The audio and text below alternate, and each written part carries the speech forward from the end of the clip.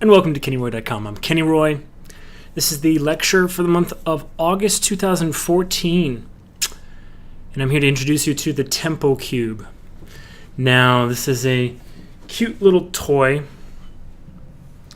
that I made actually for Collabs 2014, and I thought I'd share it with you guys, and I'm doing that for two reasons. Number one, I am insane when it comes to workflow, and I think that animating with tempo is the way things are headed, the way to get on track. I really do. I seriously think that tempo is a workflow that will make a lot of sense for people coming into animation. I think it will open your eyes if you have been working in animation for a little while, and if you are currently learning animation, it might be just that thing that makes you turn a corner. Now, let me review what animating with tempo is. If you have no idea, I do suggest that you check out. This is just too bright. I'm just getting distracted by how bright the reflection is off my forehead right now. Let me just bring this down. Actually, let's go exposure, and then maybe brighten it back up like that. There we go.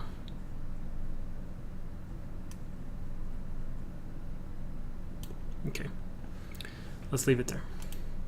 Okay, let's review tempo. If you have no idea what tempo is, then I do suggest that you go check out the Animating with Tempo lecture. It's been about a year since I introduced this concept, and it was right at the beginning of the last collabs that I introduced the concept, but it was years in the making.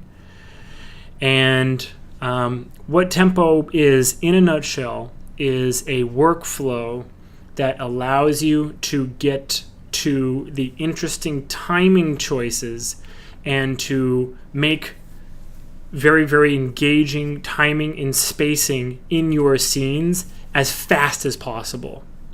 And the way you do that is you ignore the rig and you get a 3D representation of sort of like a pencil test, because not all of us can do pencil tests, and even if we could, a pencil test won't exactly help you because it's not in 3D, and so it being 2D, like for instance, even if you are a great artist and you can use like Maya's grease pencil tool to get like a really quick kind of representation of what you're thinking for a scene, that won't help you.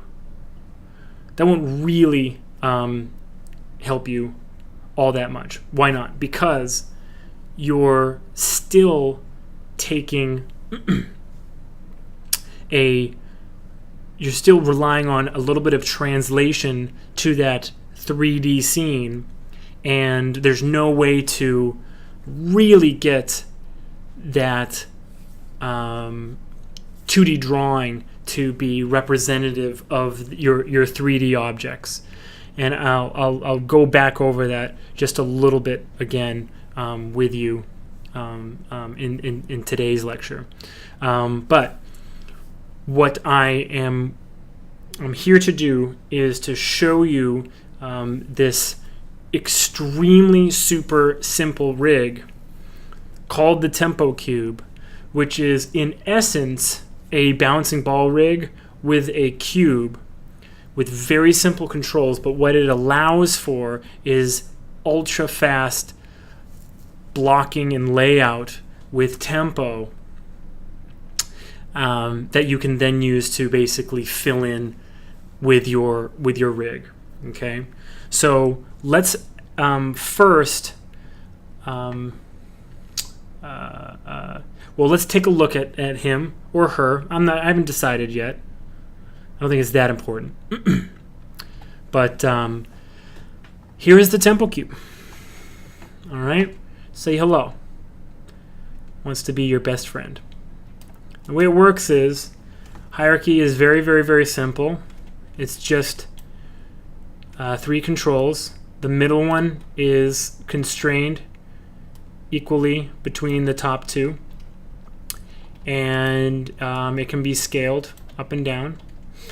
The geometry is inside a lattice, and so what you can do if you want to make this a little bit more spherical, you can grab all of these verts and you can scale them down. Okay, these corners, and then you can grab all the middle verts on the center of the faces, scale them up,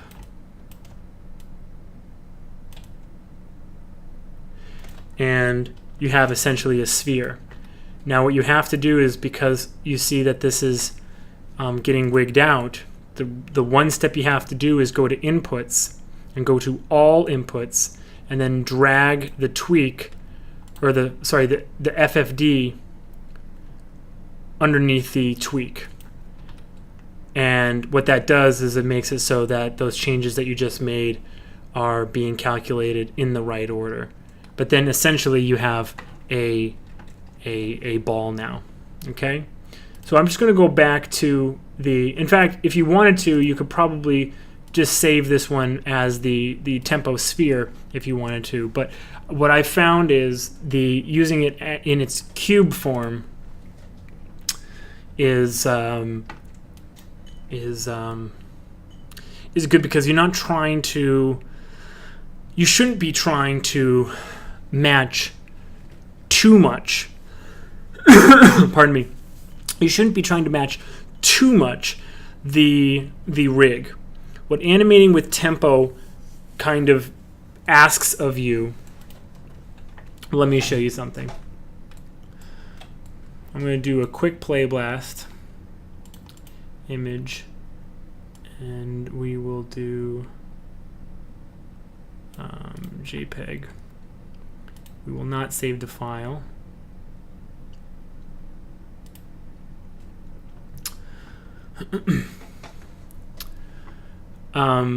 If you remember the little trick that I proposed, actually it's not my trick, but if you remember the little trick from How to Cheat in Maya, where you use the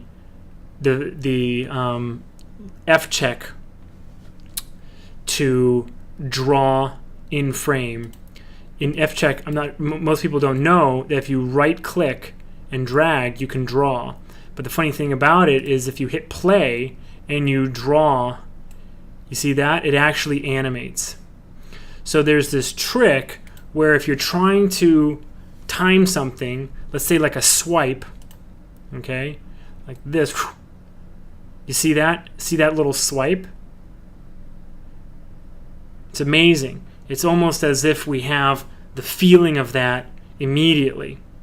And that's great and all, but again, sort of like a 2D workflow where you're doing a pencil test, even within Maya's panel, like with the grease pencil tool, okay?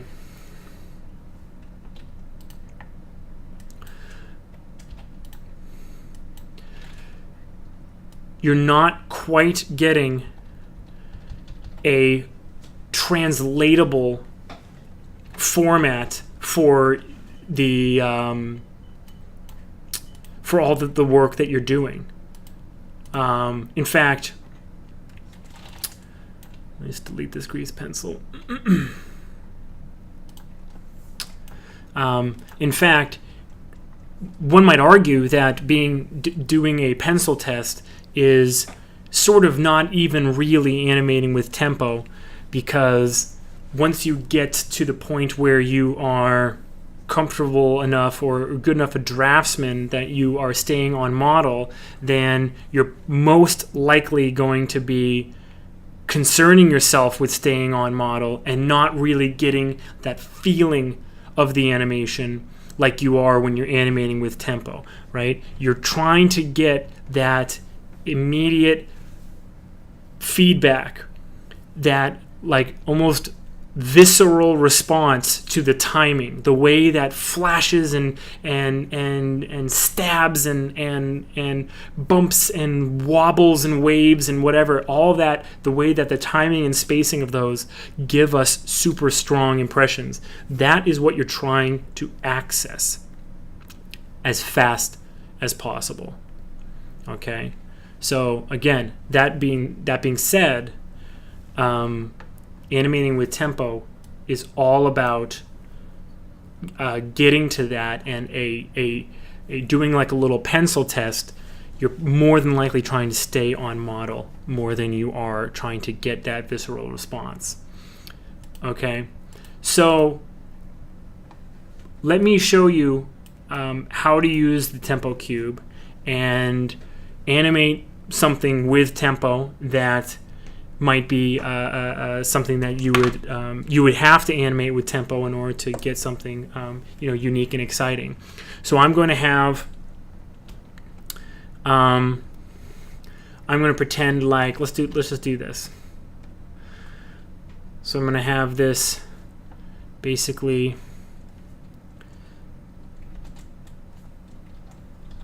appear out of nowhere. Set key right here, show.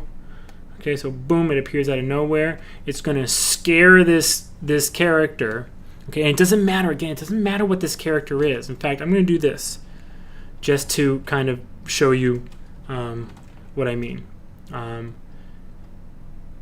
Now the character is a human, right? So we have, you can imagine a human would fit inside this box, right? Sort of. Right, it almost looks like a coffin. Well, it doesn't now, but there, now it does. Right. So it doesn't really matter the proportions. It doesn't really matter getting it right on. It's about accessing that timing as early on in your process as possible. But let me caveat that real quick. Again, I got a Ask Video Mail question sent to me that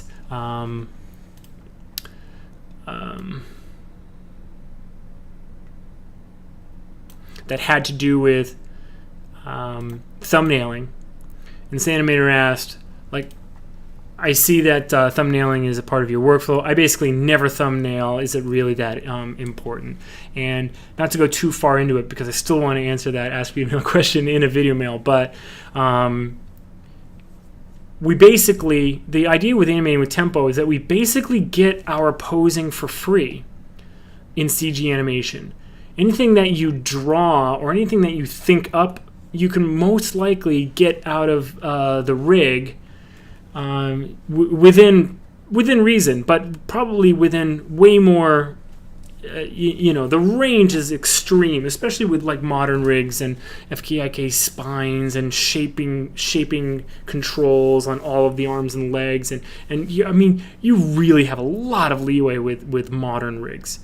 So there's that. But point I'm getting at is, with a character that you have familiarity with, you basically get posing almost for free, because you have something dynamic in mind, you have something very exciting, you thumbnail it out, or you have it in mind.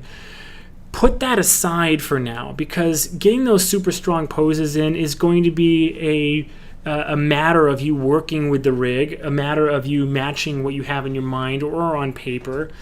But tempo, animating that unique timing choice, that gripping, engaging spacing and composition and staging of the action, you can't get that back.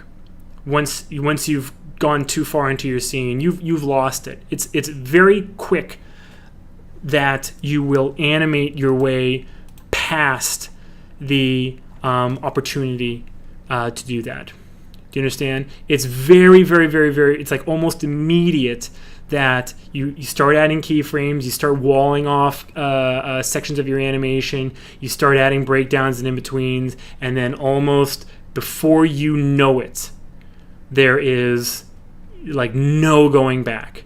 You are basically married to all the choices that you've made so far in timing. And if you made those choices based on these poses that you're just dying to get in there, I think you've gone too far. But at any rate, so I just wanted to remind you of sort of the priorities of animating with tempo. But at any rate, here we are. Just imagine that this is my human character.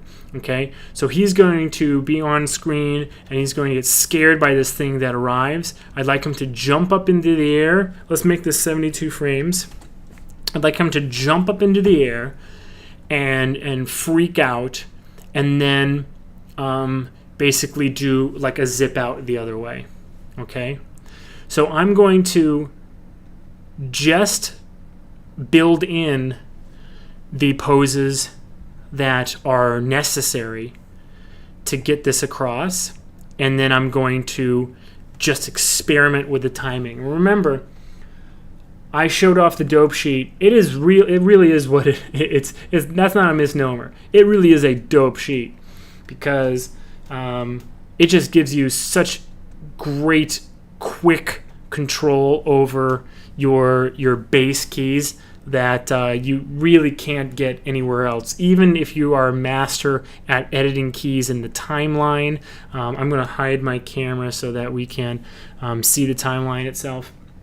Even if you are a master at working on the timeline, there is just nothing that is as quick as the dope sheet. Okay, cool. So I'm going to do what I said. So he's standing there. He gets scared. I'm going to animate, or not animate. I'm just going to put in just the extremes in here, and we're going to be able to see very quickly how much we get from just doing that. Okay, so let's do that. I'm just going to key all. In fact, I'm going to quickly make a custom quick select set. I'm going to call this all.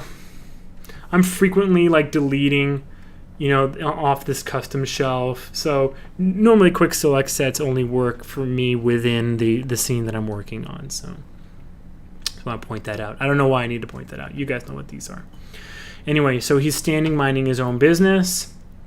The moment he gets scared, I want him to duck down, and we need a little bit of squash on that. I want there to be a little bit more of an extreme on top of that. Oh, and by the way, I'm going to animate with stepped preview. I'm not sure what I've said before about stepped preview, but I'm a little bit of a convert. I would have to know what I said about step preview to know if I'm a convert or not, or if I'm just reiterating what I've already said. So maybe that's stupid. But the nice thing about step preview is, at least with my workflow, doing semi-copied pairs in stepped keys and then converting is one, very quick, I'll admit, but extra step than doing it in step preview. So anyway, I like step preview. And then he's going to jump in the air. What I'm going to do is zero these out. Okay, jump in the air and stretch.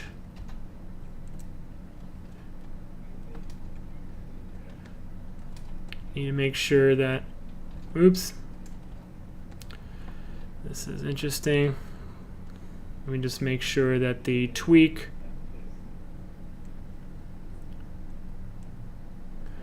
and make sure that in the attribute editor that the outside lattice, I'll fix this. It's supposed to be all. Outside lattice is supposed to be set to all. So I'll fix that before I give it to you. Anyway, so he's basically jumped up in the air. Let me just check that. He can go even higher. All right, and let me key.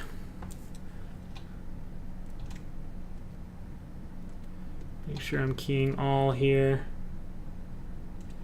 right? He's freaked out. Now a little bit of kind of wiggle in the air, but here's the thing though, that's not an essential, that's not a golden pose, that's not a tempo gaining move here.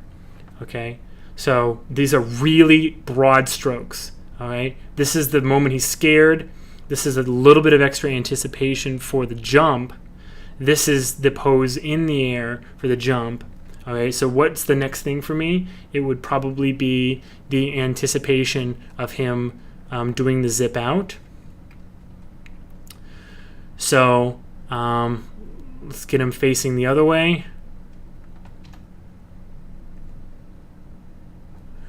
And sort of contrary to the zip out that I did with what's his name, Groggy, in the cartoony lecture, I'm going to have it be the kind of classic one where the legs are bicycling and the legs kind of do this thing where they almost like they swing. Let me show you.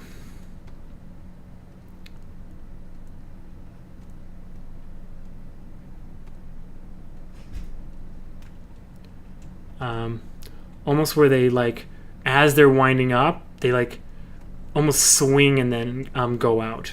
Okay, and they drag the body with it. That's kind of what I want right now. Okay, so again, let's build this. Now you'll notice this rig doesn't have so many controls that it's cumbersome, but it's got enough controls where I can define some shapes. So the point I'm trying to make is that, you know, it is kind of like what I'm doing right now. You know, going back and forth and trying to define it. I'm trying to get that little swinging action. This rig isn't so versatile that I can, you know, do this, you know, automatically.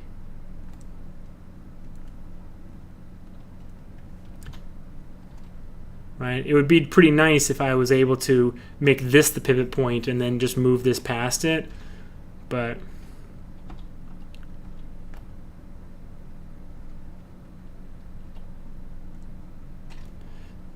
just trying to get a little bit of extra rotation out of it.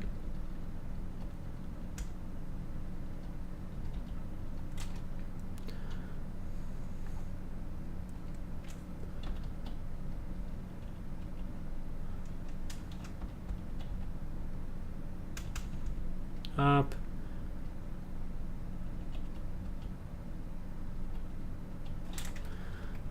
Okay.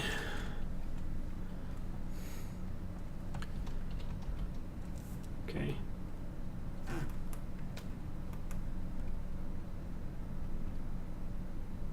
Okay, now out. Now let's do the zip out.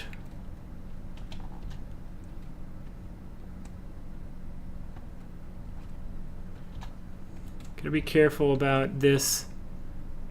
Again, it's meant to be pretty super simple. If you start getting into craziness, remember, you can always zero it like I just did.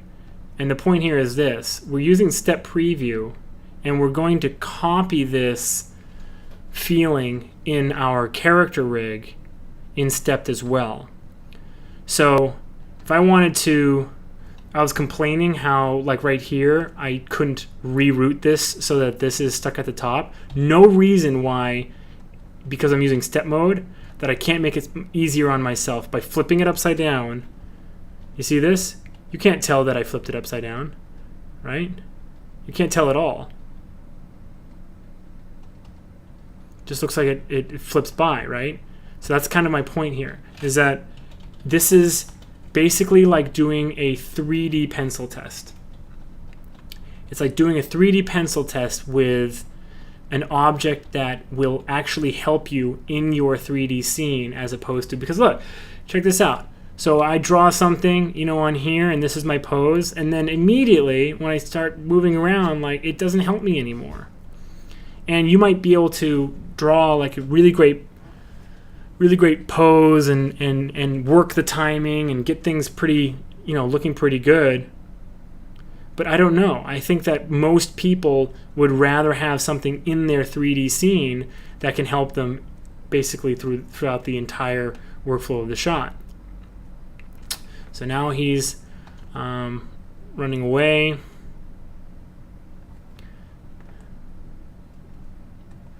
fact, let's actually start it off by having a well, let me think what I want here.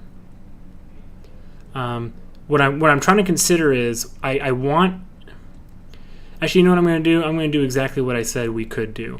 I'm going to have the character, or I'm going to have the tempo cube flip across its axis, and because we're using step preview, no one will ever know. So I'm going to use it, how I want to here,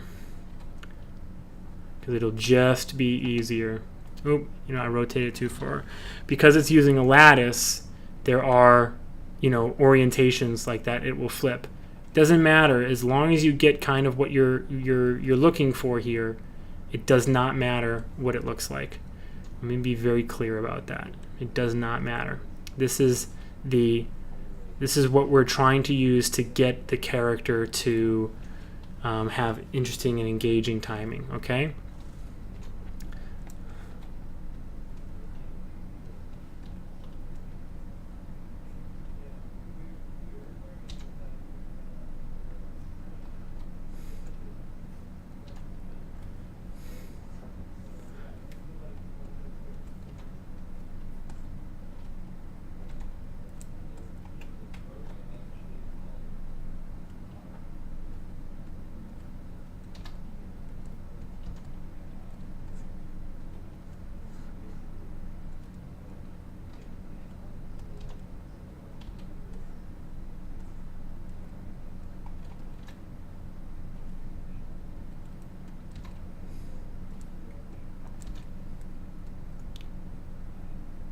Okay, so here we go. Okay, let's review what we have so far. All right, we have the character.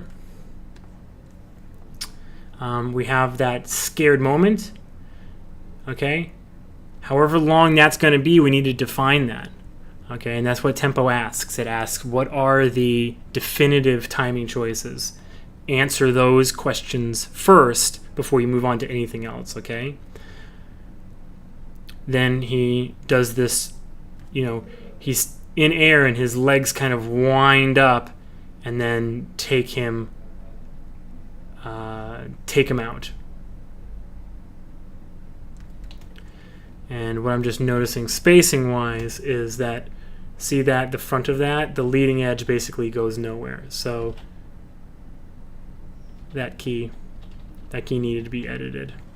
Even though the back catches up to the front, that needed to be edited. Okay, so let's start timing this. All right. Obviously, he doesn't get scared until frame 8 when it happens. So let's start that on frame 9. Okay, so frame 2 is actually frame 9. I'm going to grab all of these, and they should all have a key on every frame. There we go. Okay.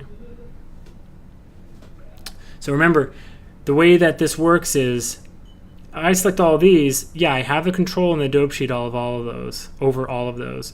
But in the scene summary, there are a couple keys that I don't want to move. What are they? They're the visibility keys of this sphere. So if you select all the controls, you want to use the dope sheet summary. That is just the selected controls, but it's all of them. So if I select this, it'll select all of the controls. If I select just these two controls, it will highlight this because basically there are keys within these groups, the dope sheet summary and the scene summary, that are selected. But if I move these, it won't move the top control, but whereas if I grab the dope sheet summary key right here, it will move that. And now check out the scene summary. On frame 8, right here, if I move these, there's still those visibility keys left behind in the scene, even though I'm grabbing all of the controls on all of the three selected, or the keys rather, on all three of the selected controls. Anyway, so just keep that in mind when you're working in the dope sheet, kind of how it works. Okay, so frame 2 is actually frame 9. So let's go ahead and do that. Let me find frame 9. Here it is.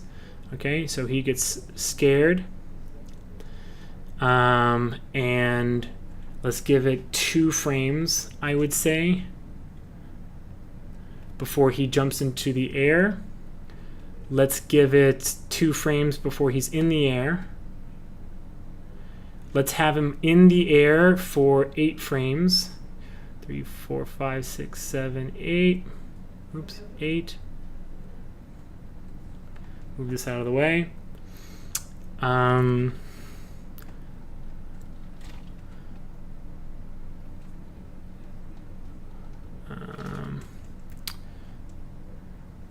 And then this goes very fast. This is 2 frames each. So right here, right here, right here. I think that's the entire swing. And hold a little bit longer on this one. Oops. So this one, let's make this 4 frames. It's like the end. Actually, I'll move this one as well because this kind of feels like the end there. And then this is very fast. Probably 2 frames. And then it even accelerates into 1 frame. 1 frame each. Okay. So let's watch this timing. See what we got. Let me hide that. Also, whenever you're watching your animation, definitely, we'll go to perspective. Definitely don't watch it with the controls showing. It's super distracting. So I'm going to put a ground here. Okay, here we go.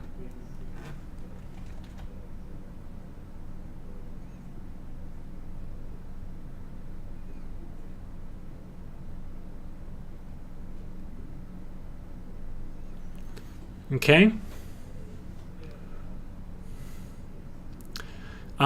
Cool.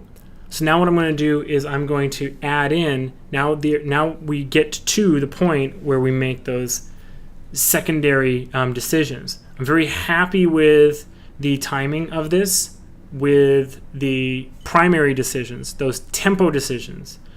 Okay, exactly how long is he in air before he does the wind up and zip out? How much acceleration is there in that zip out? Well, we define that.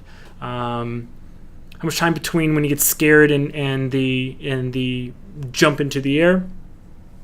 We define that. Now it's time to add those secondary timing decisions that will further refine and define our performance choice for this shot. Okay? So, what would those be? Well, for instance, I like him in air, but let's have a little bit of like, yo, whoa, whoa, whoa, whoa, kind of like freaking out in air. Okay, so I'm going to key all, and 2 frames later, I'm just going to have him do a little bit of, and let me go object here, a little bit of a squash. Okay, now I'm going to go back to all, key it, and I'm going to middle mouse drag, oops, and copy this.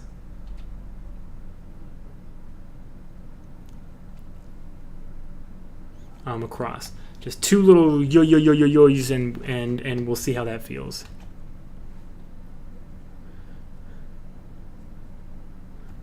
I think that now that I have those in, that I want one more. So I'm going to go right there, and now I'm going to move this. I'm going to give myself a little bit more time. I'm actually going to insert a breakdown right here, and I need a little bit more time as well.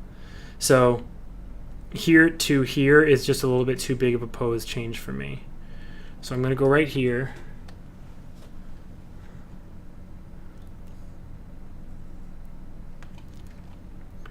And just kind of get the start of this kind of working.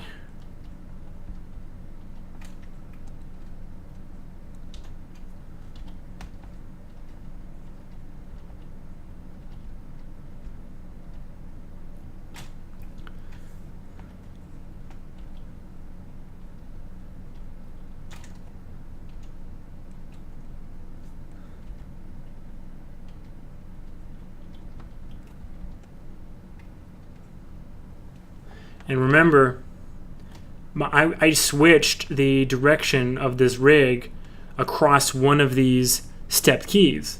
You'll never be able to tell, and that's not the point of using these helper objects. This is, to sort of give you maybe another sort of summary of what we're doing here is when you're using a helper object, I gave you the sort of simplified instructions that with tempo you can scale and move and position your helper object to give you a little bit of a better shape. But this is sort of a more sophisticated helper object that allows for some of the timing choices that go on within the pose, within the body. For instance, like a major squash and stretch. We're doing a very cartoony shot here. He's completely defying gravity as he's in the air, right? And then this like wind up with the feet is, really super powerful. Okay, so point is with these kinds of decisions, a more sophisticated tool to make these choices is necessary, and keeping track of that is the hallmark of a good animator. So I guess the bottom line, I guess what I'm trying to get at is I'm wrangling this thing and doing some like weird stuff to it, but it's all in service of making it easy and accessible to get a really interesting choice and in 3D, okay? Where like immediately when I start rotating around this thing, I don't lose out everything that I just did. And not only that, if I reference in my character rig, I can literally position him and put him like basically to fit inside this cube, and I know that my timing choices are going to be preserved no matter what my posing ends up to be. So it is a little bit more of a sophisticated approach, and care should be taken when you start using this approach, namely because when I first showed you guys tempo, I was showing you with cubes and spheres, and it was just positioning them. It was positioning them and scaling them, and I said, no more than that. Well, I hope that you've been giving that a try, and that you've used a lot of helper objects, and you've graduated to this point where you're ready to take on something that's a little bit more like this with sophisticated control. But it requires more thought. It requires more thoughtfulness and care when you start working like this, to not get caught up with technical things and just really do everything in service of those timing choices and those spacing choices. Okay, so anyway, back to the shot here.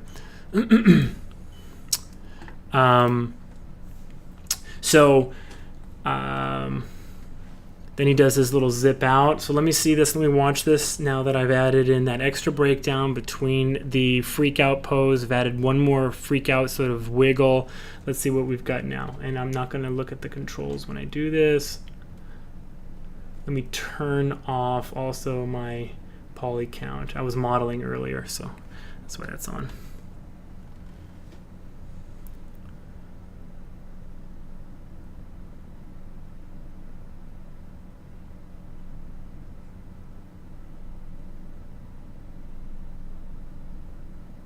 I mean, I think, oh, man, I just think that this is super clear what I'm going for.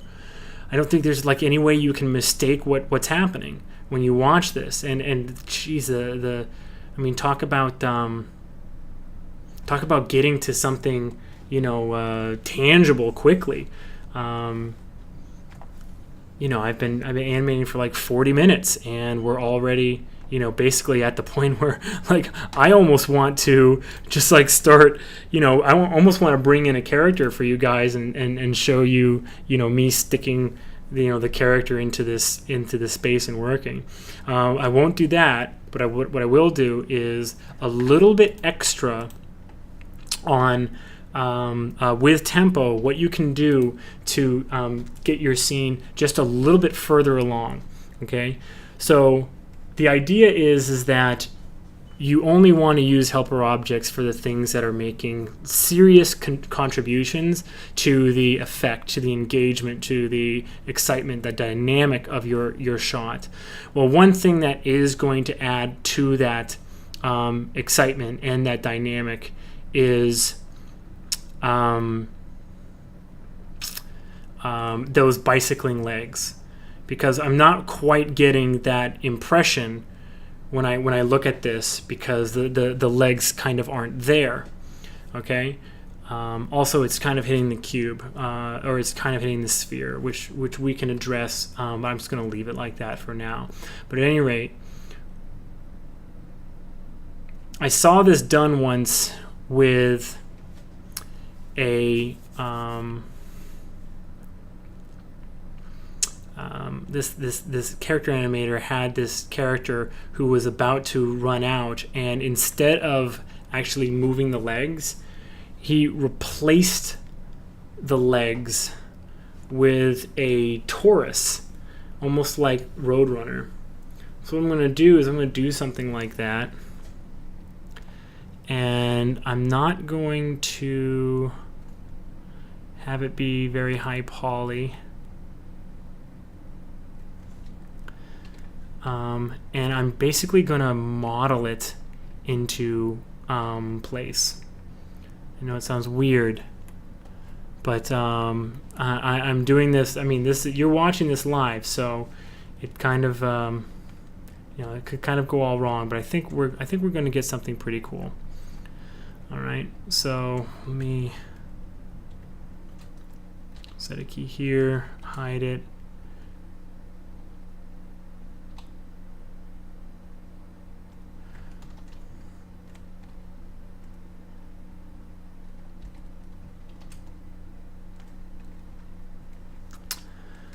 So if you select the verts of a object and hit S to set a key, it actually will animate those verts.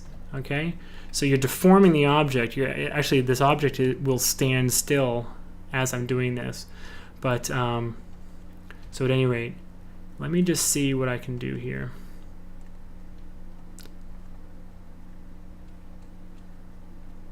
I'm going to use soft selection.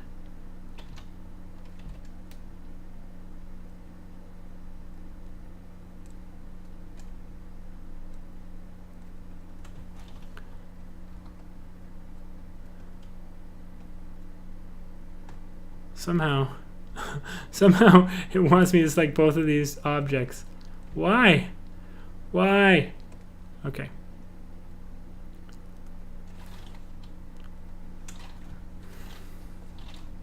All right, hold on a second. All right, hopefully nothing is selected there.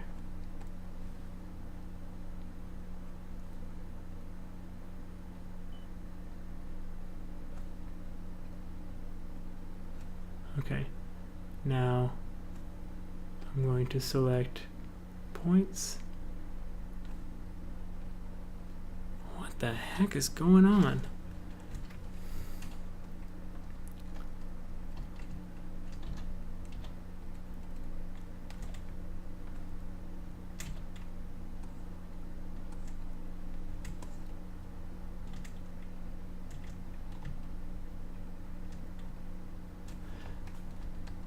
Is reflection?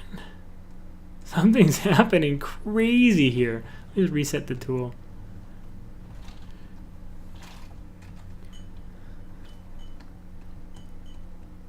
Vertex. Select all, select none.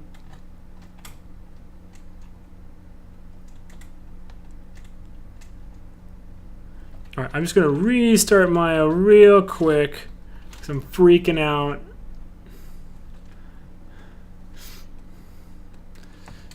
Tempo cube anim. If you guys don't mind, I'm just gonna restart Maya. When in doubt, save and quit out. Oh, what? Oh, amazing. Patent pending. Copyright, trademark. Kenny Roy. When in doubt, save and quit out. All right.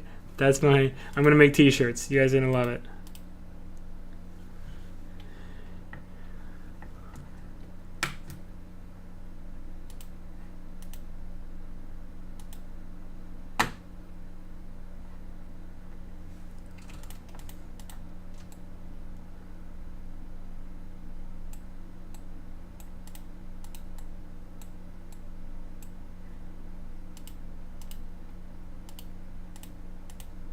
Okay. I think this should work.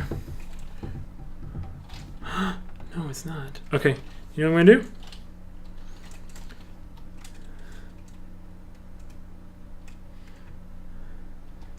Duplicate.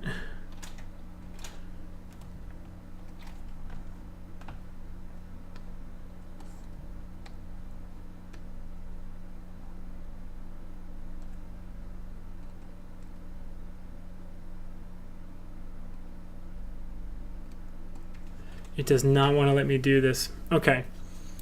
Okay.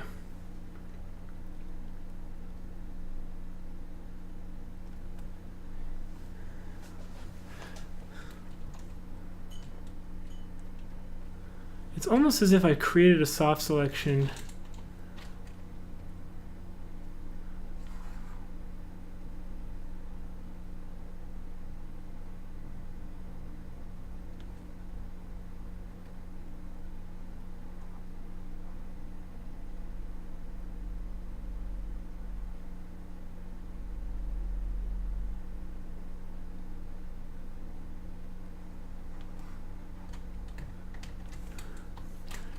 All right, let's try this.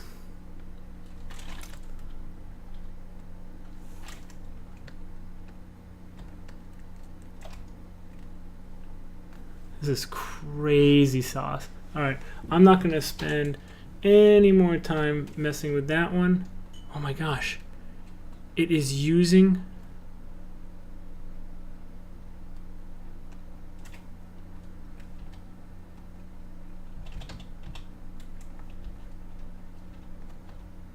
global. That's the problem. All right, I figured it out. Okay, guys. I'm sorry about that. I'm sorry that that was so long. We're back, though.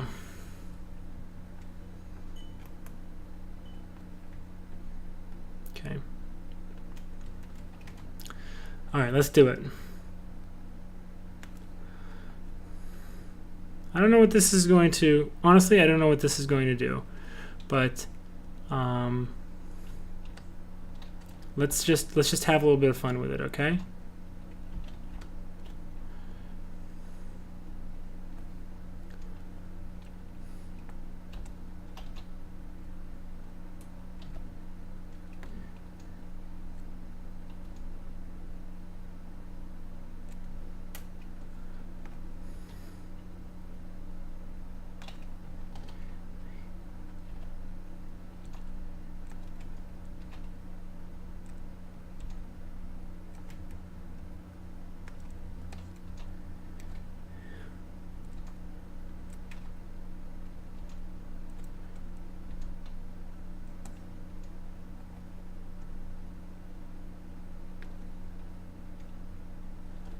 See, the idea here is to give the impression of those super fast cycling feet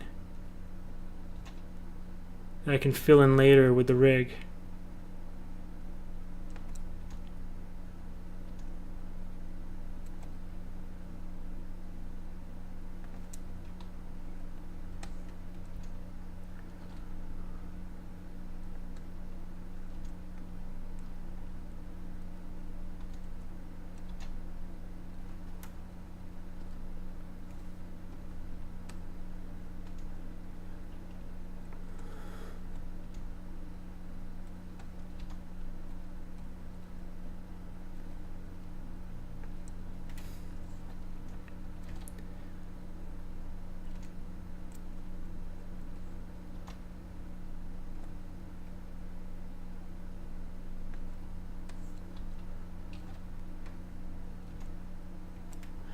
So I'm going to copy them actually to this last line because I needed to get back into that a little bit more, back into that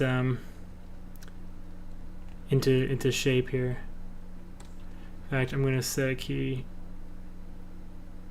right here as well because it's going to be a big pose change.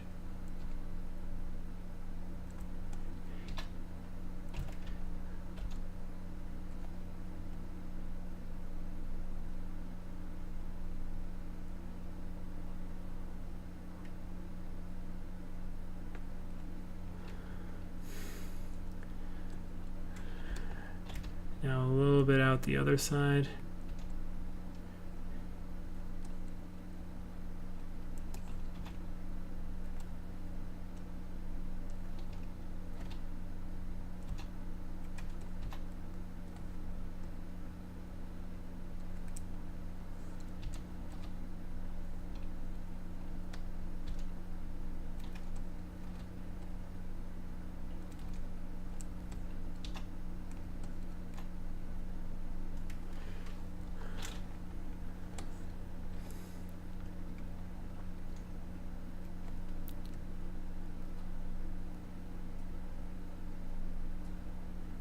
Oops. This goes here, not here.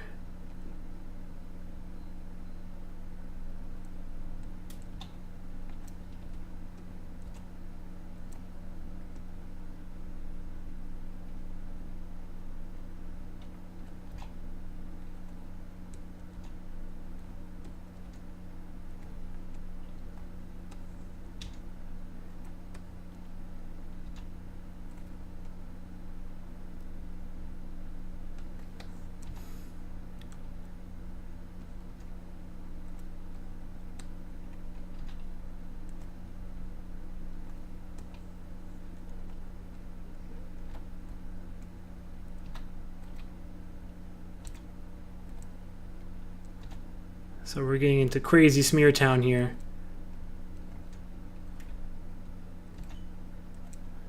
It doesn't even really matter. Okay.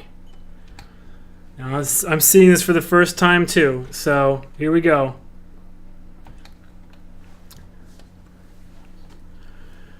Here we go.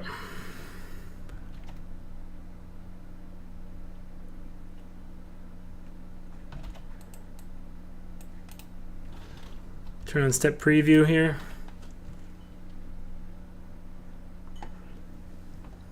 Wait, what happened? What happened to my torus?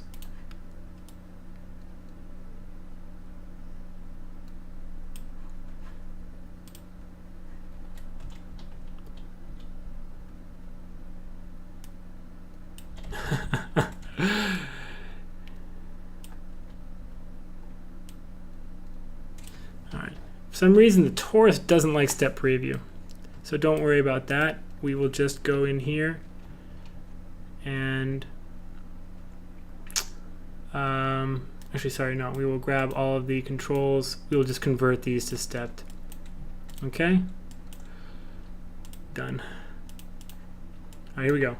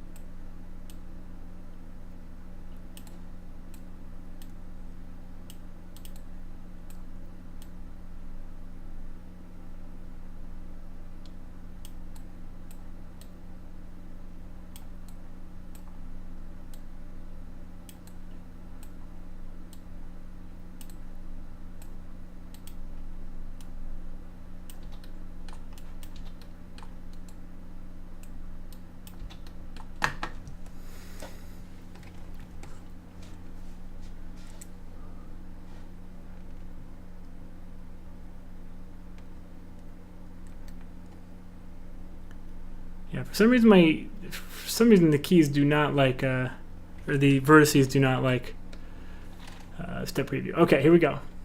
One more time. I think it's cool.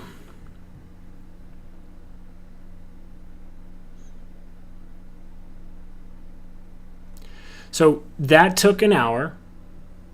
Okay. That took an hour of time.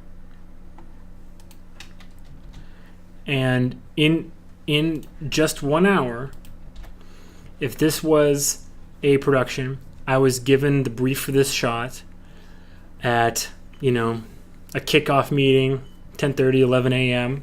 And before lunch, I had this all planned and ready to go. I would be in great shape.